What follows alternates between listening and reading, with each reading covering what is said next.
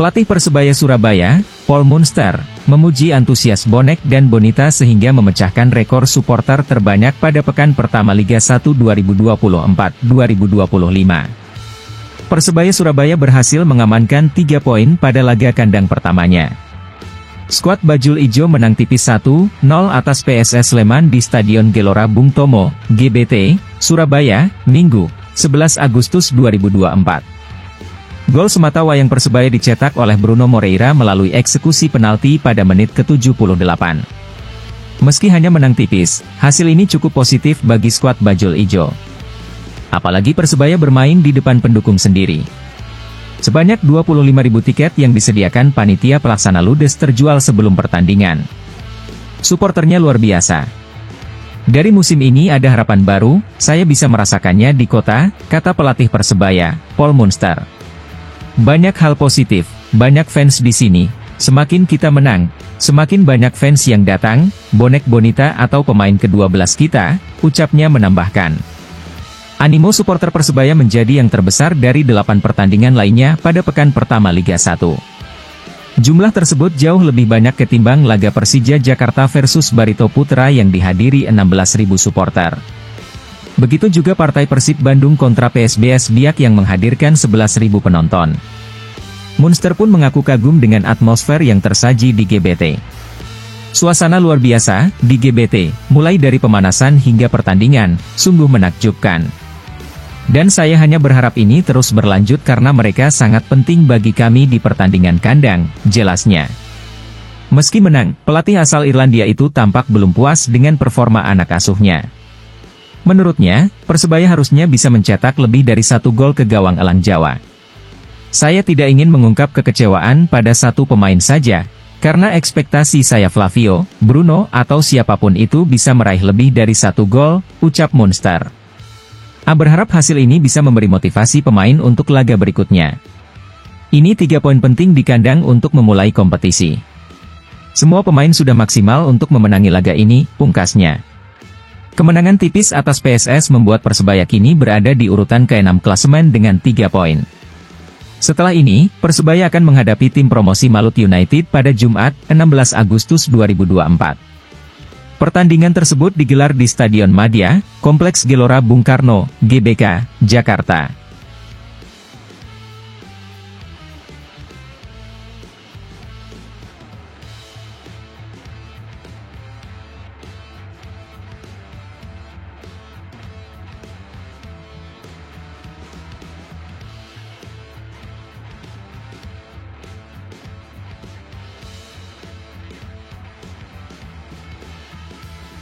H1 Penutupan bursa transfer Liga 1 2024-2025, Persebaya Surabaya bakal resmikan sosok bek asing baru.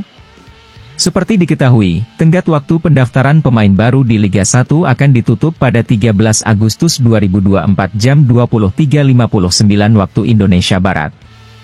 Artinya, kesempatan Persebaya Surabaya untuk memperbaiki skuadnya hanya tersisa 1 hari lagi. Tim berjuluk Bajul Ijo itu memang santer dikabarkan akan menambah amunisi pemain asingnya. Pemain asing Persebaya sendiri saat ini baru beranggotakan 6 pemain. 6 pemain itu antara lain adalah Bruno Moreira, Francisco Rivera, Flavio Silva, Mohamed Rashid, Gilson Costa dan Slavko Damjanovic. Persebaya setidaknya punya kuota 2 pemain asing lagi berdasarkan regulasi Liga 1 musim ini. Sosok pemain asing ke-7 pun mulai mencuat pada satu nama yaitu Daryl Lachman. Daryl Lachman merupakan bek asing berusia 34 tahun berkebangsaan Belanda, ia memperkuat timnas Curaçao. Daryl Lachman terakhir kali membela Perth Glory, tim kontestan kompetisi tertinggi Liga Australia. Kami masih menunggu pemain asing ke-7, kata pelatih Persebaya, Paul Munster, Sabtu, 10 Agustus 2024. Namun, pelatih asal Irlandia Utara itu belum bisa memastikan kedatangan pemain asing baru tersebut. Yang pasti saat Persebaya menjamu PSS Sleman di Stadion Gelora Bung Tomo, GBT, Surabaya pada Minggu, 11 Agustus 2024, besok malam, masih tetap menggunakan 6 pemain asing. Tergantung manajemen, karena semuanya sedang diurus, ungkap Paul Munster. Persebaya sudah meresmikan skuad untuk musim 2024-2024 pada Minggu, 4 Agustus 2024, lalu di Stadion GBT. Patut dinantikan akankah Daryl Lachman akan melengkapi kepingan pemain asing Persebaya musim ini. Nama Daryl Lachman sendiri tentu masih asing bagi penikmat sepak bola tanah air. Ini karena pemain berusia 34 tahun itu masih belum pernah bermain di Liga Indonesia. Daryl Lachman diketahui kini berstatus tanpa klub. Pemain berbanderol 6,08 miliar rupiah itu musim lalu memperkuat klub Liga Australia Perth Glory. Bersama Perth Glory, ia selalu menjadi andalan di jantung pertahanan. Pemain berusia 34 tahun itu tampil sebanyak 23 kali. Ia tercatat hanya dicadangkan sebanyak 2 pertandingan, dan absen 2 pertandingan akibat cedera. Meski tanpa koleksi gol maupun assist, namun catatan tanpa kartu kuningnya seakan menunjukkan bahwa ia merupakan bek bertipe bersih. Rekam jejak dari Lachman juga makin mentereng dengan pengalamannya yang sudah malang melintang di sepak bola. Ia tampil sebanyak 191 pertandingan di Liga Belanda.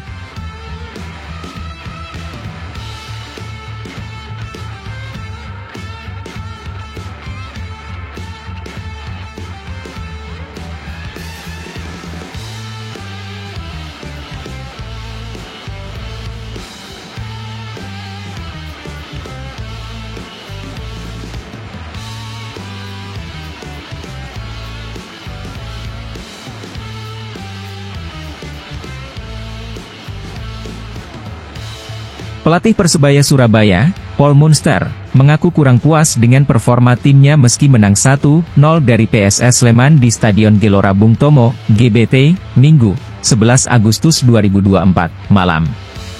Sebab, sepanjang laga, pelatih asal Irlandia Utara itu menilai Persebaya Surabaya mendominasi permainan, juga menciptakan banyak peluang. Namun, hanya 1 peluang yang bisa dikonversi menjadi gol pada laga pekan pertama Liga 1 2024-2025 ini, yakni lewat tendangan penalti Bruno Moreira menit ke-78. Kami perlu mencetak lebih banyak gol. Pemain harus bisa memanfaatkan setiap kesempatan, aku berharap mereka bisa mencetak lebih banyak gol lagi, kata Paul Munster.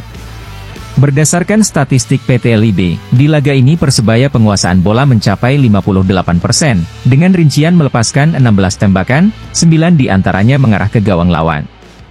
Menciptakan 9 kreasi peluang. Sementara PSS Sleman hanya melepaskan 7 tembakan, hanya 1 yang mengarah ke gawang Persebaya, dan menciptakan 3 kreasi peluang. Saya memiliki ekspektasi tinggi pada semua pemain, tidak hanya untuk Flavio, Bruno. Tapi paling utama tim bisa meraih kemenangan. Sekarang kami mulai fokus ke Malut, pungkas Paul Munster. Laga selanjutnya Persebaya akan menyambangi markas Malut United FC di Stadion Madia, GBK, Jumat, 16 Agustus 2024, mendatang. Laga yang tidak mudah, Malut United berbekal 1 poin setelah di laga awal menahan imbang 1-1 Madura United.